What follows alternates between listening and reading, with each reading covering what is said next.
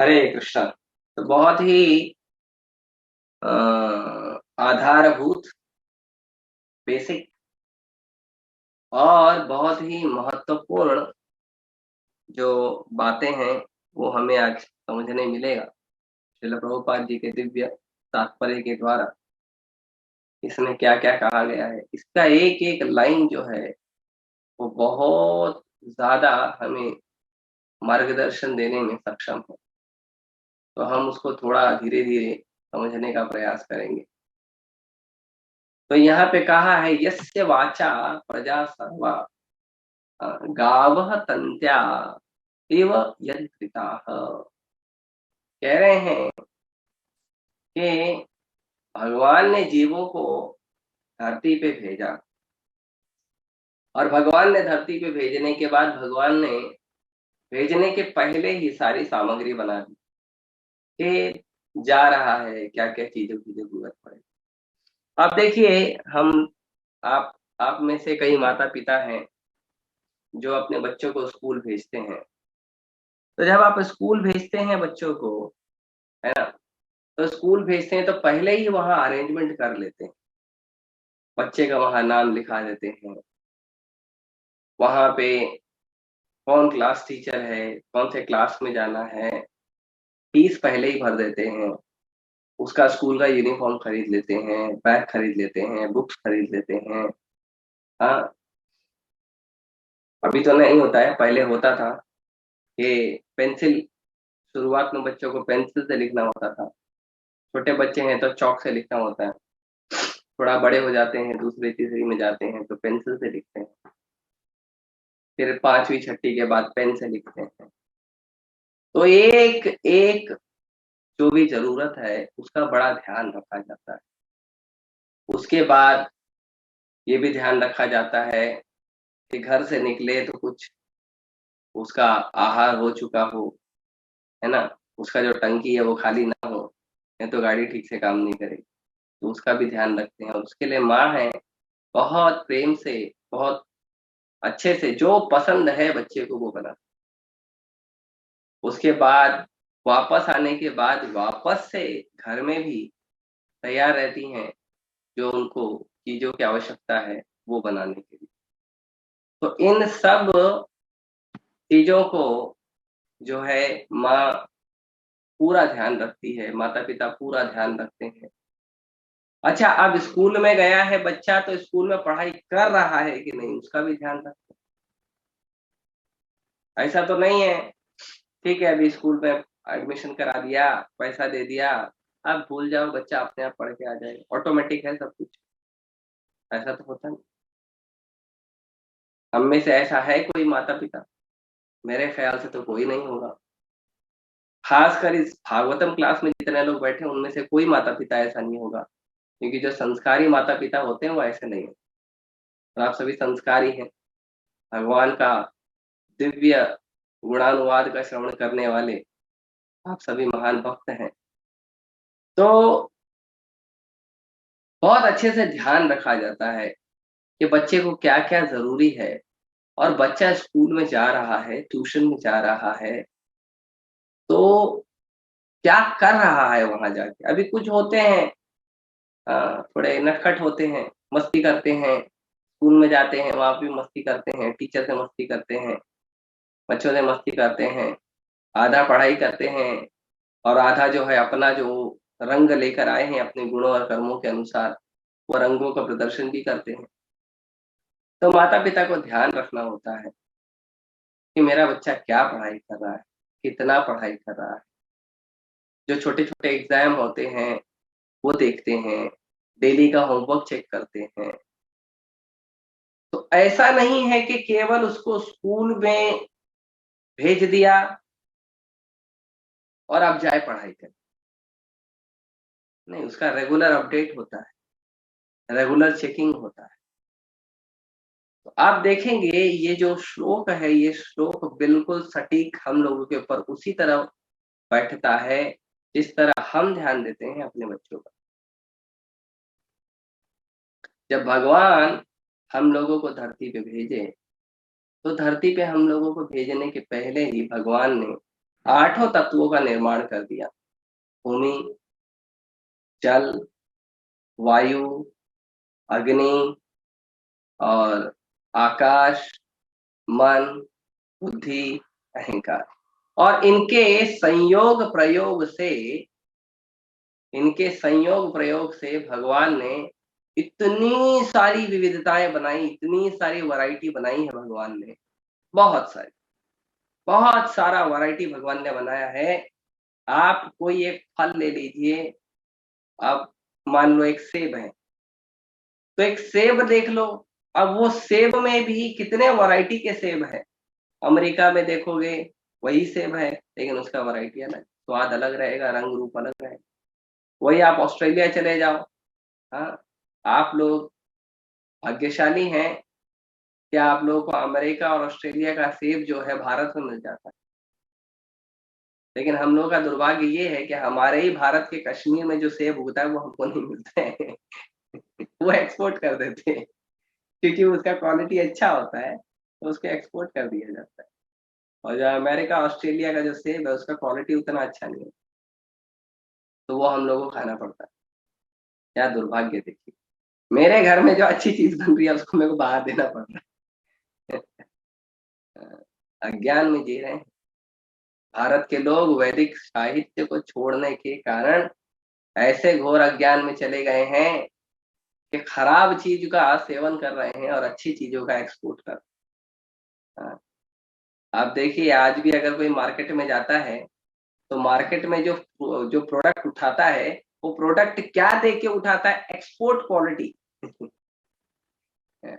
Export quality product देख के उठाता है। क्यों? ना एक्सपोर्ट क्वालिटी है तो अच्छा होगा। अच्छा, अगर वो एक्सपोर्ट क्वालिटी ना, तो फिर कैसे अच्छा होगा? तो हम वो चीटिंग कर देंगे वो।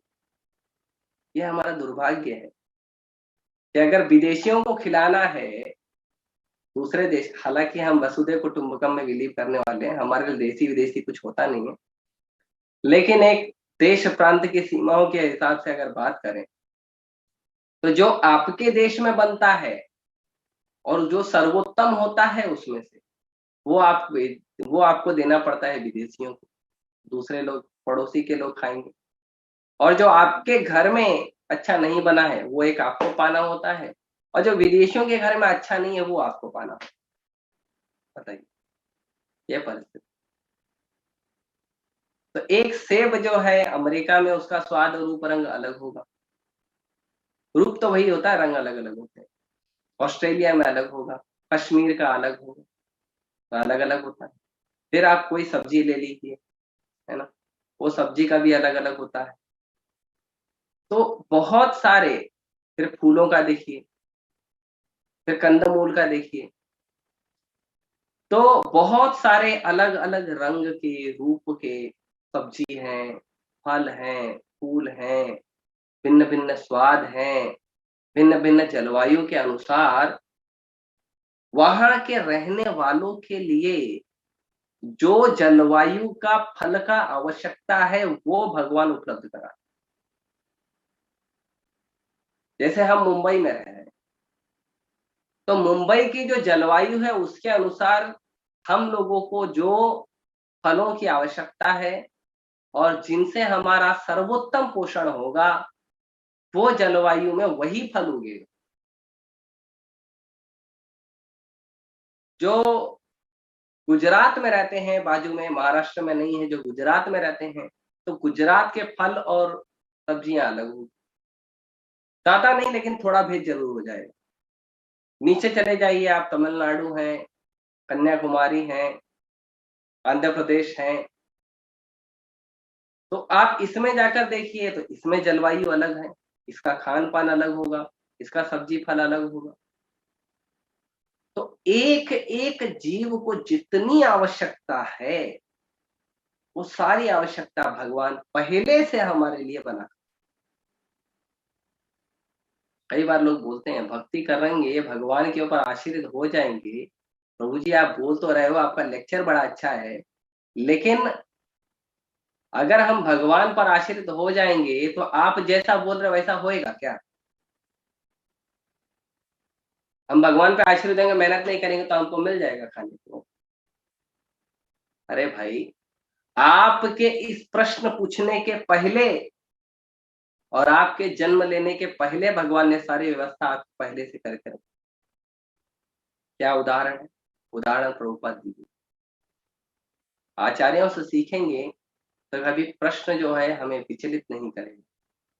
प्रभुपाद जी कहते हैं कि एक जो शिशु है जो जन्म लेता है, उस शिशु के जन्म लेने के 1 मिनट पहले माँ के स्तन में दूध नहीं होता। पूरा विज्ञान उसका प्रयास कर चुका है। और जैसे ही शिशु जन्म लेता है, 1 मिनट बाद उसके अंदर दूध आ जाता है। कहाँ से आता है? Who is supplying the milk for your food? आपके आहार के लिए दूध कौन भेज रहा है? अभी 1 मिनट पहले तो था नहीं, अभी 1 मिनट बाद कैसे आ गया? क्योंकि आपने जन्म लिया। भगवान को पता है कि ये जन्म लेगा तो क्या खाएगा? वो वही खाएगा जो माँ से प्राप्त होगा। क्योंकि हमारा जो पेट है वो उतना मजबूत नहीं होता उस समय कि जन्म ले लिया, थोड़ा सा दाल का जूस पिला दिया, हाँ, थोड़ा सा भैंस का गाय का दूध पिला दिया तो हजम कर जाए। नहीं, बच्चे का उस समय का शरीर जो होता है वो माँ के दूध को ही पीने और पचाने के लिए उसका सक्षमता होता है। तो भगवान को पता है, तुरंत भगवान अरेंजमेंट करते हैं। और तुरंत अरेंजमेंट से क्या होता है? माता के स्तन में दूध आता है। हमारे जन्म लेने के पहले हमारे पास माता पिता अवेलेबल होते हैं, नात रिश्तेदार अवेलेबल होते हैं। ऐसे नहीं चलो अभी जन्म ले लिए, जैसे स्कूल में जाते हैं। हाँ, स्कूल में चले गए, स्कूल में जाने के बाद हम फ्रेंड बनाते हैं ना, पहले थोड़ी बनाते हैं, पहले से फ्रेंड रेडी थोड़ी रहते हैं हमारे। लेकिन हमारे माता पिता, हमारे बंधु, हमारे मित्र जो हमारे परिवार से जुड़े हैं, वो पहले से हमारे लिए रेडी रहते हैं। जैसे ही हम उस घर में आते हैं, जैसे ही एक शिशु घर में आता है, वैसे ही उसके सारे जितने नात रिश्तेदार है, उसी क्षण जैसे ही उसने धरती पे कदम रखा पहला, उसी क्षण उसके पास चाचा, मामा, काका, नाना, दादा, चाची, काकी, फूफी सब आ जाते हैं इमीडिएटली। तो उसके लिए तो आप कोई मेहनत नहीं किया हमने। उसके बाद माता पिता हमारा ध्यान रखेंगे, वो करुणा माता पिता के हृदय में अपने आप प्रकट हो जाती है। क्या बच्चा आया है, उसका ध्यान रखेंगे। जो क्षमता होती है, to the best, to the highest best, जितना अच्छा अच्छा बच्चे का केयर करना है वो सारा केयर करते हैं। वो सारा सुविधा भगवान दे दे। अब सुविधा दे दिए, सारी सुविधा बना दिए। अब सुविधा बनाने के बाद भगवान एक एक क्षण पर चेक करते रहते हैं। अगली सांस क्या लेंगे हम कैसे बोलेंगे, कैसे चलेंगे, किसके मार्गदर्शन में रहेंगे। एक एक क्षण का ध्यान भगवान। अच्छा, भगवान ऐसे ही नहीं रखते हैं, हम लोग तो ऐसे ही रख लेते हैं। नहीं, भगवान हमारा ध्यान रखते समय हमारे कर्मों का हिसाब किताब भी ध्यान रखते हैं। इसको देना किस हिसाब से है? जितना इसके अकाउंट में बैलेंस है। ऐसा नहीं करते भगवान कभी गलती कि हमारा कोई कर्म है इतना अच्छा नहीं है और हमको अंबानी के घर में चांदी के चम्मच में पैदा कर दिया। नहीं, या कोई का बहुत अच्छा कर्म है, बहुत दैवीय कर्म है, लेकिन उसको सड़क के किनारे की झोपड़पट्टी में आ गया वो। नहीं, भगवान देते हैं गुण कर्म विभागशः। सारी सुविधा देंगे, हमारे गुण और कर्मों का भी ध्यान रखते हैं और उनके उसके अनुसार हमारे पास सारी सुविधाएं आती है। और क्षण प्रति क्षण भगवान ध्यान रखते हैं हम कर क्या रहे हैं। क्या हम नया कर्म बना रहे हैं? नए कर्म जो हम बना रहे हैं, उन नए कर्मों में हम कैसा कर्म बना रहे हैं? पुण्य का बना रहे हैं, पाप का बना रहे हैं? ये भगवान ध्यान रखते हैं। और ऐसा नहीं छोटे बच्चे का ही ध्यान रखते हैं, नहीं, पहली सांस लेने से आखिरी सांस लेने तक सब भगवान के छोटे शिशु ही हैं। और भगवान हर व्यक्ति का ध्यान देते हैं कि हम क्या कर रहे हैं। इसीलिए कहा गया है इसमें कि भगवान ने सारे जीवों को संसार में जो आए हैं उनको वैदिक आदेशों से ऐसे बांध के रखे हैं जैसे जो बैल होता है उसके नाक में रस्सी। बैल के नाक की रस्सी देखिए, वो जो बैल हाँकने वाला होता है, चाहे किसान हो खेत में हाँक रहा हो या बैलगाड़ी पे जो गाड़ी चलाने वाला हाँक रहा हो, आप देखेंगे वो रस्सी से ही डायरेक्शन देता है। लेफ्ट जाना है, राइट जाना है, रुकना है, स्पीड बढ़ाना है, वो रस्सी से डायरेक्शन दे देता है। तो रस्सी उसके नाक में लगे रहती है और उस पूरे रस्सी से ही पूरा उसका मैनेजमेंट हो जाता है। भगवान ऐसे बांध के रखे हैं हमें वैदिक आदेश। और बैल अपनी मर्जी से उससे छूट नहीं सकता। जैसे आजकल के लोग कहते हैं भगवान नहीं है, हम भगवान को नहीं मानते, तो उन्हें भी समझना चाहिए, और नहीं समझ रहे हैं तो उनका दुर्भाग्य है कि वो भी उसी रस्सी में बंधे हुए हैं। आप लोगों ने भगवत गीता में देखा होगा, भगवत गीता में जो कलर फोटो दिए हैं प्रभुपाद जी के, अभी तो नहीं है लेकिन पुरानी पुस्तकों में आते थे, तो उसमें कलर फोटो है। उसमें एक कलर फोटो में भगवान है, भगवान के नीचे 3 देवियां हैं, रजोगुण, तमोगुण, सतोगुण, और उनके हाथों से रस्सी निकल रही है और उस रस्सी के अनुसार टट्टू की तरह हम काम कर रहे हैं। तो पहला तो वैदिक आदेश है, और फिर उसी वैदिक आदेश के अनुसार देखो माता जी दिखा रही हैं। एक मिनट रुको, मैं थोड़ा सा इसको बड़ा कर देता हूँ। देखिए माता जी दिखा रहे, देख रहे हैं आप लोग, भगवान है ऊपर और भगवान के नीचे 3 देवियां हैं और वो टट्टू की तरह हम नीचे काम कर रहे हैं। देखिए, तो ये जो है ये हमें इस तरह से हो गया। माता जी थैंक यू।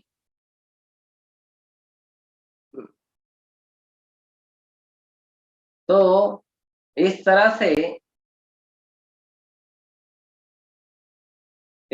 से हम संचालित होते रहते हैं और इस तरह से ही भगवान हमें चला रहे हैं। पूरा कंट्रोल भगवान के हाथ में है, जीव के हाथ में कोई भी कंट्रोल नहीं है। जीव के हाथ में केवल एक ही है, उसकी इच्छा।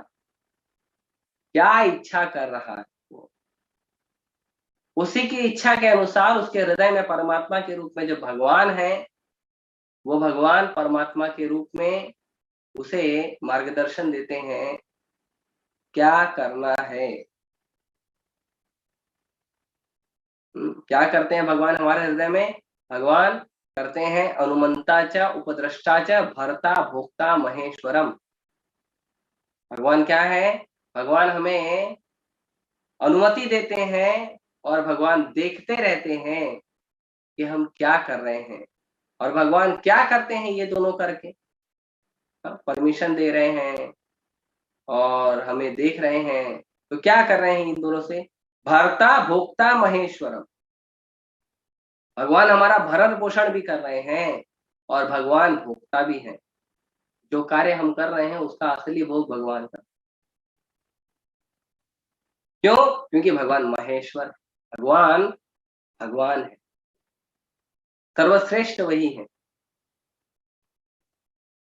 तो इस तरह से हम रस्सियों में बंधे हुए हैं और कोई भी व्यक्ति वैदिक आदेशों का उल्लंघन नहीं कर सकता, ये उसके अंदर सक्षमता नहीं। जो भी व्यक्ति जैसे ही थोड़ा भी प्रयास करता है वैदिक आदेशों का उल्लंघन करने का, वैसे ही, क्योंकि वैदिक आदेशों के नियमों के अंदर बंधा हुआ है, जैसे ही थोड़ा सा नियम तोड़ने का प्रयास करता है, वैसे ही बीमारी और अन्य बहुत सारी चीजें उसके जीवन में दुख, कष्ट, तकलीफ आती है। जैसा भगवान भगवत गीता में कहते हैं, यह शास्त्र विधि उत्सृज्य वर्तते काम कारत, न स सिद्धिम अवाप्नोति, न सुखम न परम गति।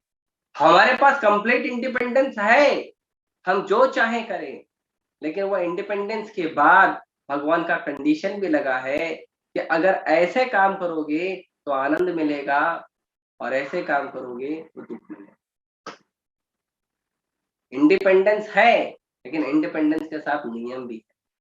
आपको गाड़ी चलाने के लिए दी गई है, आपके पास इंडिपेंडेंस है, गाड़ी को जैसे चाहे जितनी स्पीड पे चलाना है चलाइए, लेकिन उसके साथ साथ सड़क के नियम का पालन भी करना है। यदि आप सड़क का नियम पालन नहीं करेंगे तो आपका चालान कटेगा, और यदि आपका चालान जरूरत से ज्यादा कटेगा तो आपसे गाड़ी छीन ली जाएगी और गाड़ी आरटीओ में जमा हो जाएगी और आपको नहीं दी जाएगी चलाने।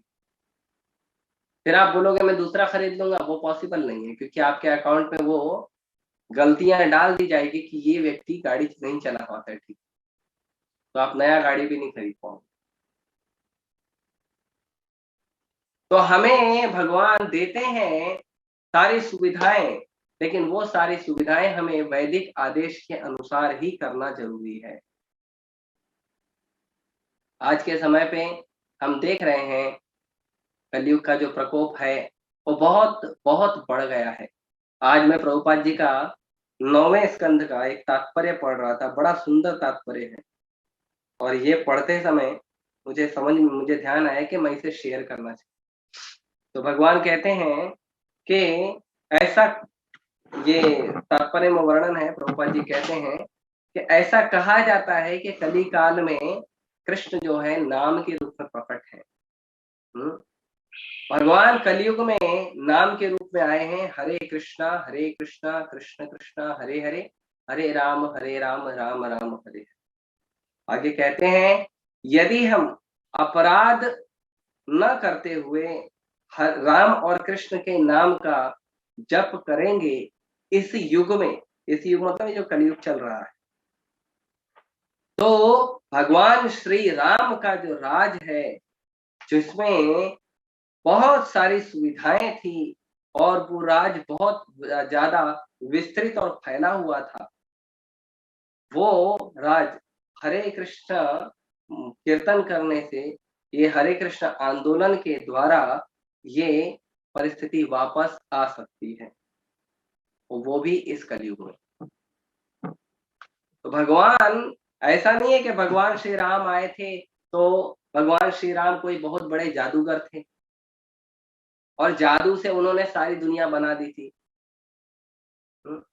जैसा कि हम देखते हैं, वो एक कोई तो सीरियल आता था, उसमें वो जो हीरो था, हीरो के पास एक चिराग था, दिया, जादुई चिराग, उसको घसता था तो उसमें से एक भूत जैसा आदमी निकलता था। जिन बोलते हैं ना, जिन, वो जिन जो है, वो जिन प्रेतों को कहा जाता है। वो एक फेवरेबल प्रेत निकलता था उसमें। तो अब वो उसमें से निकला, उसको जो मांगो वो कर देता था, तो जो जादू से सब चीज बना देता। और ऐसे काफी सीरियल आए हैं, ऐसे शक्तिमान है और बहुत सारे सीरियल हैं, और मूवी आई है, ही-मैन है, बैटमैन है, बहुत सारे मैन हैं। इतने सारे मैन को, इतने सारे पुरुषों को लोग फॉलो करेंगे, लेकिन जो पुरुषोत्तम है उसको फॉलो नहीं करें, बताइए।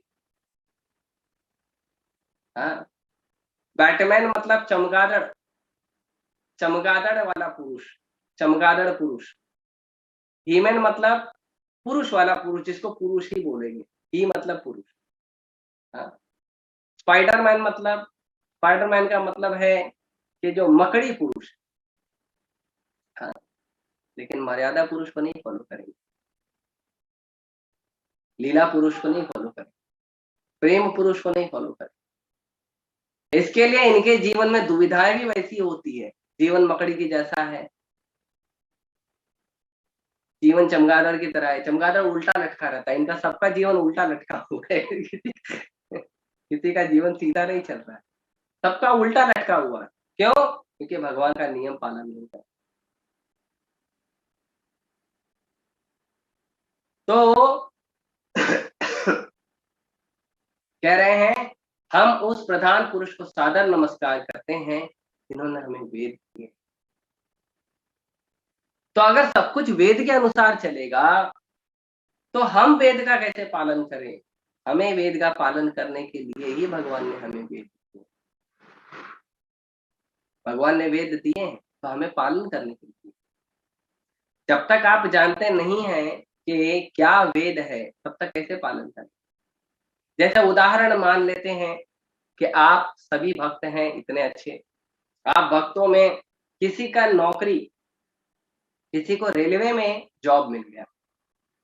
अब रेलवे में जॉब करने के नियम बहुत है। आपका केबिन यही होगा, आपको यही काम करना है, इतने बजे आना है, इतने बजे जाना है, ये जो आपका काम है, इस काम का ये मर्यादा है, आपको रिपोर्टिंग ये आदमी को ही करना है, आपके नीचे ये 2-3 आदमी होंगे जिनको आप ऑर्डर दे सकते हैं, बरोबर? अब आप वहां पर जाओगे तो सबसे पहले आपको क्या करना पड़ेगा? 2 महीना 3 महीना वहां पे सीखना पड़ेगा कि रेलवे का नियम क्या है। हम ऐसा नहीं कह सकते हैं कि पहले दिन से ही हमको काम पे रख लो, हम अपने हिसाब से मैनेज कर लेंगे। नहीं, सीखना पड़ेगा कि क्या नियम है। अगर हमें आर्मी में भेजा गया, है ना? चिंता मत करिए, गोली मारने के लिए नहीं भेजेंगे आपको।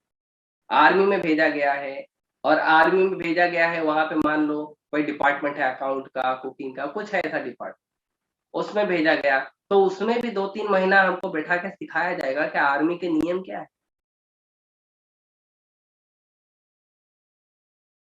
जहाँ भी भेजा जाता है, कोई भी बड़ी कंपनी में आप जाइए, बड़े कंपनी में सबसे पहले 1 महीना, 2 महीना, 3 महीना वो बैठा के सिखाते हैं। बोलते हैं आप आधा पगार लीजिए, पैसा का टेंशन मत लीजिए, पैसा आपको दिया जाएगा। लेकिन साहब पहले ट्रेनिंग ले लो।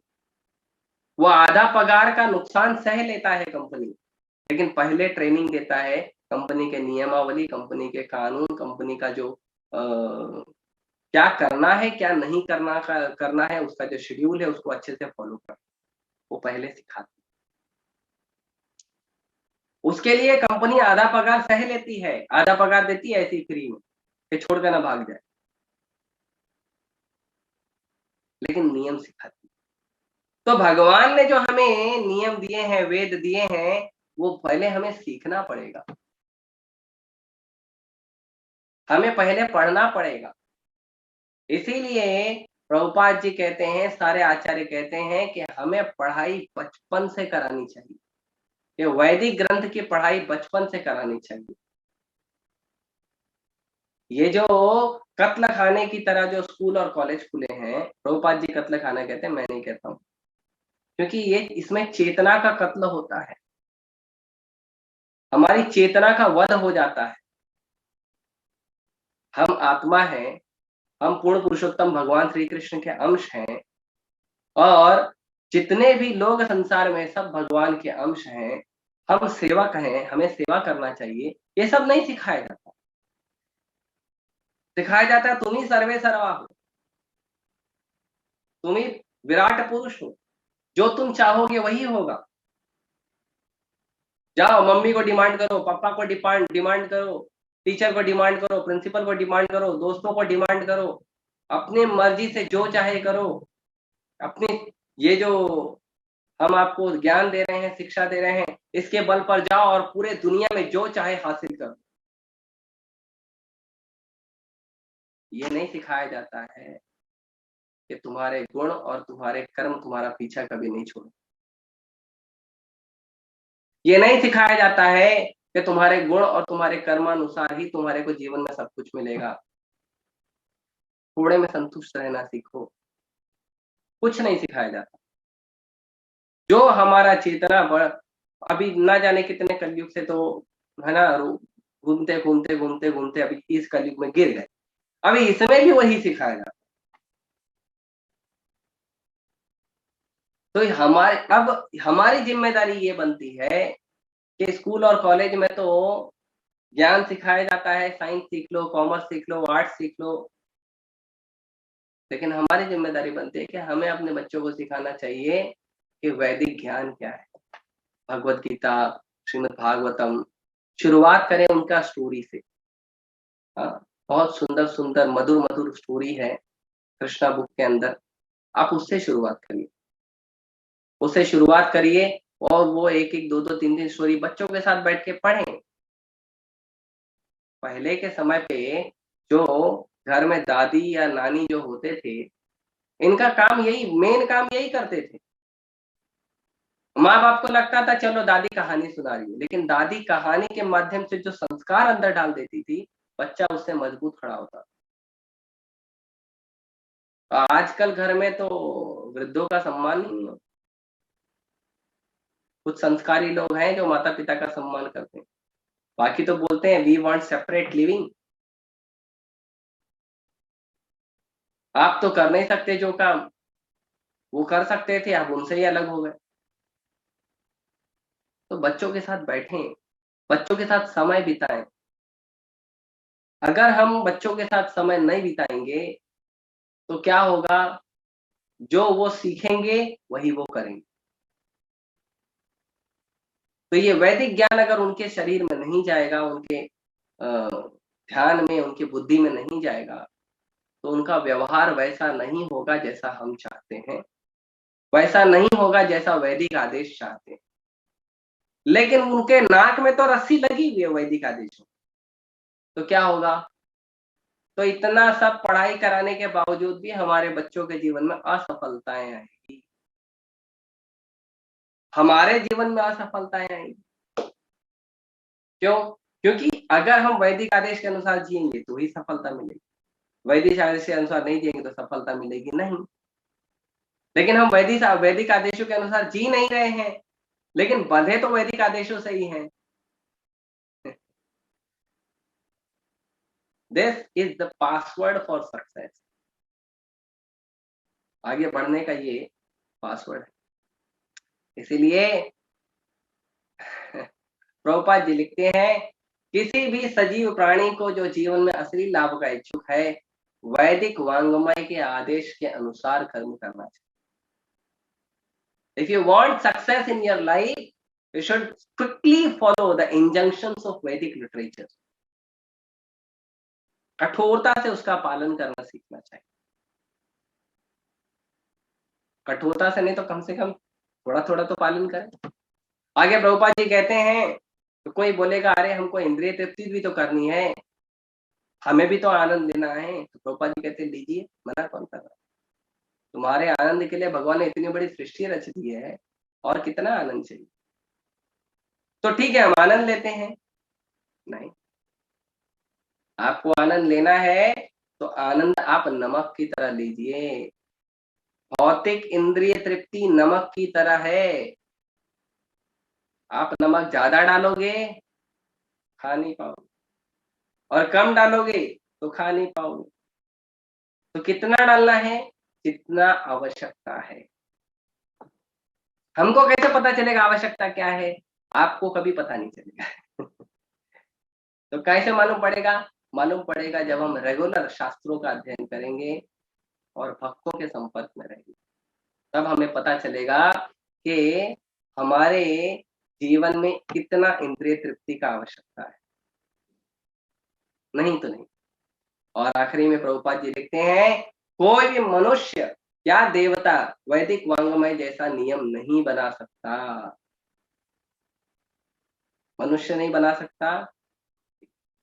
बड़े बड़े देवता तो हैं, संहिता लिखते हैं, ब्रह्म संहिता है और गर्ग संहिता है, बड़े बड़े मुनियों ने लिखा है, ग्रंथ लिखा है, लेकिन बिना भगवान के आदेश के और बिना भगवान की कृपा का नहीं लिखा है। और लिखा भी है तो उन्होंने वेद नहीं लिखे। वेद कहाँ से आया है? वेद आया है, तेने ब्रह्म हृदय आदि कवे मुह्यंती सूरया। ये वैदिक ज्ञान कहाँ से आया है? वैदिक ज्ञान भगवान से प्राप्त हुआ है। ब्रह्मा जी के हृदय में सबसे पहले भगवान ने इस वैदिक ज्ञान को ब्रह्मा जी के हृदय में प्रसारित। सबसे पहले हमारे जो परंपरा के आचार्य ब्रह्मा जी हैं, सबसे पहले उनको ज्ञान दिया, फिर ब्रह्मा जी ने ये ज्ञान को आगे बढ़ाया। ऐसे 4 परंपरा है, लक्ष्मी जी की परंपरा है, ब्रह्मा जी की परंपरा है, चतुर कुमार की है, शिव जी की है। तो भगवान सबसे पहले इन्हें ज्ञान देते हैं और इन्हें कहते हैं परंपरागत आगे बढ़ाइए। परंपरागत है मतलब जो योग्य है, जो योग्य बनना चाहता है, परंपरा में जुड़कर इस ज्ञान को परंपरागत चलाना चाहता है, ऐसे व्यक्ति को साथ में रख के उसी के द्वारा परंपरा में ज्ञान को आगे, तो ज्ञान ऐसे दिया जाता है। ऐसे ही 20, 50, 60 बच्चों को बिठा के एक झटके में ज्ञान नहीं दिया जाता। हम लोग गए थे मायापुर में, तो मायापुर में वहां पे हमने गुरुकुल को भी विजिट किया। तो हमने देखा कि वहां पे गुरुकुल में क्या सिस्टम होता है। तो वहां पे प्रभु जी थे, प्रभु जी हमें बता रहे थे कि बच्चे आते तो हैं एक साथ में, लेकिन उन सभी बच्चों का खाना, बैठना, उठना, बात करना, ये सब से बच्चों का कैरेक्टर, बच्चों का रुचि पता किया जाता है और उसके अनुसार बच्चों को ज्ञान दिया जाता है, जिससे आगे जाकर बच्चे क्या बनेंगे ये टीचर को पहले से पता होता है। ये होता है गुरुकुल ट्रेनिंग। ये नहीं कि गधा है, कुत्ता है, घोड़ा है, बंदर है, सांप है, मछली है, सबको एक साथ खड़ा कर दिया और बोला अब हम आपको सिखाएंगे। क्या सिखाओगे? पेड़ पर कैसे चढ़ना है। हाथी को सिखाएंगे पेड़ पे कैसे चढ़ना है, मछली को सिखाएंगे पेड़ पे कैसे चढ़ना है। एक ही शिक्षा देंगे और एक ही शिक्षा सभी के लिए। ये क्या बात हो? सबका स्वभाव अलग है, सबका व्यवहार अलग, सबकी रुचि अलग है। इसीलिए हम देखते हैं, और बेचारा पढ़ाई किया है कॉमर्स की, दुकान खोल के बैठा मोबाइल रिपेयरिंग। क्यों? उसका रुचि इंजीनियरिंग में था, तो करा दिया कॉमर्स। उसको इंजीनियरिंग कराए हैं, वो फल की दुकान खोल के बैठा है। क्यों? उसका रुचि था बिजनेस करने में और हमने करा दिया जबरदस्ती इंजीनियरिंग। मैं ट्रैवलिंग कर रहा था एक बार ऑटो में, जयपुर में। तो मैं कई कई बार ऑटो वालों से भी बात कर लेता हूँ थोड़ा सा। तो मैं बात किया, तो मैंने उसको पूछा आप कुछ हिंदी इंग्लिश पढ़ लेते हैं? तो बोले महाराज हम कुछ पढ़े लिखे हैं हम भी। मैं क्या पढ़े हो आप? तो उन्होंने बताया मैंने इंजीनियरिंग की है। अरे इंजीनियरिंग करके ऑटो चला रहे हो? क्या करें महाराज, जॉब नहीं मिला, पैसा कमाने के लिए कर रहे हैं। तो ऐसी ऐसी परिस्थितियां होगी। क्यों? क्योंकि हम अपने बच्चों पर नियम लगा देते हैं कि मैं चाहता हूं तुम डॉक्टर बनो, मैं चाहता हूं तुम टीचर बनो, मैं चाहता हूं तुम इंजीनियर बनो, मैं चाहता हूं तुम वकील बनो। आप क्या चाहते हो ये बहुत सराहनीय है और होना भी चाहिए, माता पिता का अपने बच्चों के लिए सपना होना चाहिए। लेकिन उसके साथ ये भी तो देखना चाहिए कि बच्चे का स्वभाव क्या है, उसकी रुचि क्या है। नहीं देख, लेकिन गुरुकुल में ये देखा जाता। टीचर का जिम्मेदारी है, अगर माता पिता नहीं कर रहे हैं तो कम से कम टीचर का जिम्मेदारी है ये देख। आजकल कौन सा टीचर देखता है? बड़े दुख के साथ मुझे कहना पड़ता है, माफ कीजिएगा थोड़ा कठोर शब्द है, आप सभी मेरे से वरिष्ठ, पर बड़े दुख के साथ कहना पड़ता है कि जो टीचर पगार देखकर कॉलेज ज्वाइन करता है, वो टीचर शिक्षा कैसे देगा?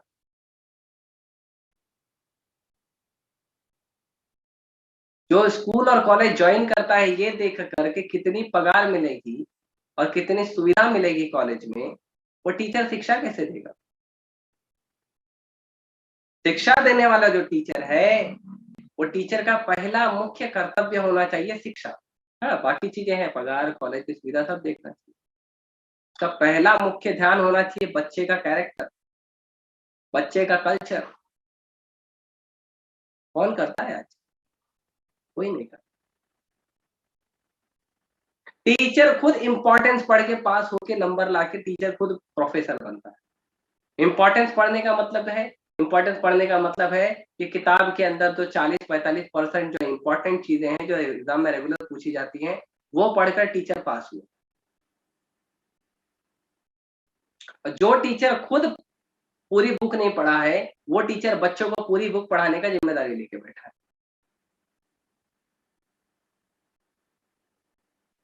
तो हमारे बच्चों का भविष्य कहाँ जाएगा? अंधेरे में। इसीलिए सभी से निवेदन है, और आप आप एक तो आप इसको अपने बच्चों को भगवत गीता, भागवतम, कृष्णा बुक इनका ज्ञान देना शुरू करें। दूसरा, अपने संपर्क के जितने लोग हैं उनसे भी निवेदन करें कि ये जरूरी है, क्योंकि जब तक हम परिस्थिति को नहीं समझेंगे समाज की आज की, तब तक समझते समझते एक समय ऐसा आएगा जिस समय समझ जाएंगे और देर बहुत हो चुकी है। इसीलिए वैदिक आदेशों को हमें स्वीकार करना चाहिए और हमें अपने बच्चों को इसका ध्यान देना चाहिए, समझाना चाहिए। प्रभुपाद जी लिखते हैं तात्पर्य में कि इस भौतिक जगत में आए हुए बद्ध आत्माओं को वैदिक वांग्मय के आदेश अनुसार अपनी इंद्रियों को काम में लाना चाहिए, अन्यथा वे अधिक कष्टमय जीवन में पड़ जाएंगे। ये जो वैदिक ज्ञान है, जो भगवत गीता है, भागवतम है, आचार्यों की वाणी है, इन सब का दिया हुआ जो ज्ञान है उसके अनुसार ही हमारा जीवन जीना है। आंखों को क्या दिखाना है ये हमको वैदिक ज्ञान से पता चलता है। कान में क्या डालना है ये वैदिक ज्ञान से पता चलता है। हमें क्या खाना है, कैसे खाना है, क्या रस होगा, क्या स्वाद होगा, कैसे बनाया जाएगा, ये वैदिक ज्ञान से पता चलता है। हम कैसे कपड़े पहने, कैसा श्रृंगार करें, कैसा व्यवहार करें, कैसी बोली करें, ये सब वैदिक ज्ञान में दिया गया और हमको उसी के अनुसार जीना है। नहीं, हम नहीं जिएंगे तो जीवन कष्टमय हो जाएगा। और प्रभुपाद जी कष्टमय नहीं लिख रहे, प्रभुपाद जी लिख रहे हैं अधिक कष्टमय जीवन में पड़ जाएंगे,